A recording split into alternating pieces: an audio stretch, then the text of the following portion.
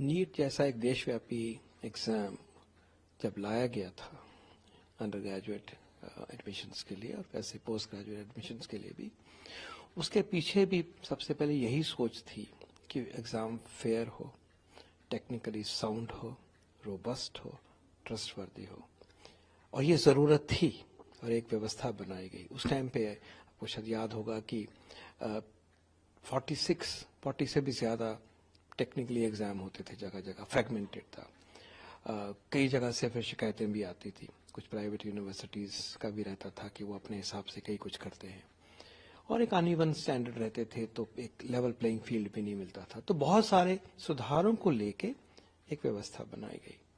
अब उस व्यवस्था पे क्वेश्चन मार्क आया है क्योंकि कुछ लोगों ने उसको सबवर्ट किया है अपने ग्रीड की वजह से।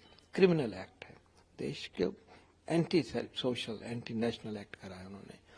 इसको सुधारना है और सुधारना है पूरी सिस्टमेटिक ताकत लगाकर, एसओपीज, इंटेग्रिटी को बना के, टेक्नोलॉजी को इस्तेमाल करके। तो जो स्टेप्स अभी लिए गए हैं उसकी एक डायमेंशन तो ये है कि जो क्रिमिनल एक्ट हुआ है उसको सिस्टमेटिकली इसकी इन्वेस्टिगेशन हो। और क्योंकि ये कई तार जो है एक स्टेट दूसरी स्टेट तीसरी स्टेट से जुड़े हुए होते हैं, तो central bureau of investigations CBI को ये जिम्मेवारी सौंपी गई है। So people should have faith that we will find those who are responsible for this and punish them and once for all. Secondly, a committee has been constituted to look at mid-term measures. नई व्यवस्था बनी, NTA को involve किया गया, लेकिन with time उन्होंने अच्छा भी किया, बहुत अच्छा भी किया, लेकिन कुछ लगा है कि वीकनेसेस हैं सिस्टम में, तो उसको सुधारना, उनको आइडेंटिफाई करना और एक फ्यूचर की ऐसी व्यवस्था बने जो कि सिस्टम स्ट्रांग हो, टेक्नोलॉजी को इस्तेमाल करते हुए स्ट्रांग हो और जो भी सेफ गार्ड्स होने चाहिए वो उसमें समाहित हो। तो ये दूसरा स्टेप हो गया। तीसरा स्टेप है कि एक लॉ जो पहले से ही ऑन बिल पे था, पार्लियामेंट ने पास किया था, उसको नोटिफाई कर दिया गया है। उसके अंतर्गत बहुत ही सिवियर डेटरेंट पनिशमेंट का प्रावधान किया गया है। इन चीज़ों में जो एक्ट करते हैं, इंडिविजुअल हैं, पार्टीज हैं या ऑर्गेनाइजेशंस हैं, उनके ऊपर 1 करोड़ का जुर्माना और 10 साल तक की कैद होने की बात हुई है। तो ये डेटरेंस चाहिए था, क्योंकि ऐसी बातें स्टेटों के एग्जाम में भी आती रहती थी। और कोई हमारे देश में अगर इंस्टीट्यूशंस स्ट्रांग होंगी तो देश स्ट्रांग होगा। तो उसको सुधार करने के लिए ये मेजर जो है वो एक बहुत बड़ा डेटरेंट है, वो भी हुआ है।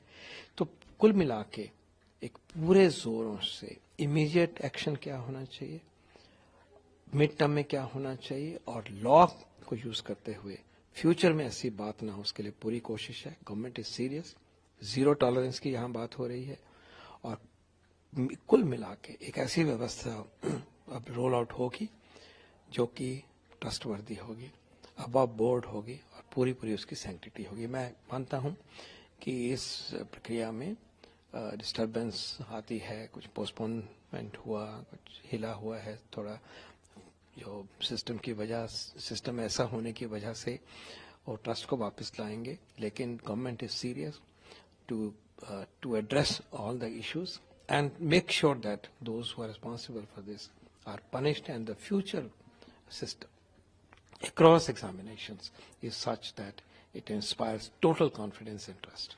सर, नीट पीजी को भी लेकर 12 घंटे पहले अचानक से नोटिफिकेशन आना, वो इसलिए किया गया क्योंकि देखिए, जब ऐसे देशव्यापी एग्जाम होते हैं और ऐसे सबवर्ट करने वाले लोग जब सिस्टम में समाज में हैं हमारे, तो ये सोचा गया कि अबंडेंट प्रिकॉशन, पूरी एहतियात के साथ एक बार फिर उस सारे सिस्टम की तहकीकात कर ली जाए, एक एक चीज को देखा जाए, स्क्रूटनी कर ली जाए, एसओपीज देखो, जैसे प्लानिंग करी गई है उसको भी देखो, ताकि जब हम ऐसा एग्जाम ले तो टोटली ओवरबोर्ड हो और कोई भी उसमें अंश ऐसा नहीं हो। इनकन्वीनियंस जरूर है, लेकिन to inspire faith and to restore the sanctity of all such examination, ये सोचा गया कि यह एहतियात जरूरी है।